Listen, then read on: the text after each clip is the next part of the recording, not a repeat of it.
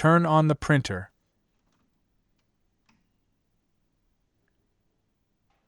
Open the front panel. Open the top cover until it stays in place.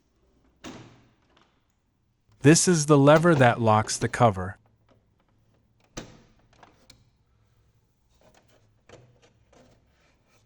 These are the ink cartridges. The color ink cartridge is on the left. It is the purple one. The black cartridge is on the right. Now I replace the color cartridge. Unlock the old cartridge, pushing it down. Remove the old cartridge from its slot.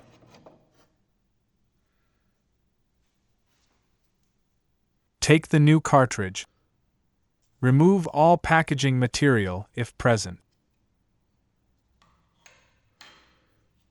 Remove the plastic tape from the printhead. It is better not to touch the contacts or the ink nozzles.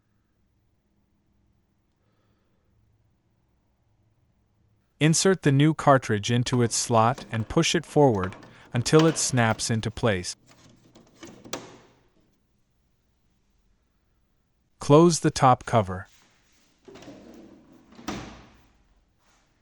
Close the front cover.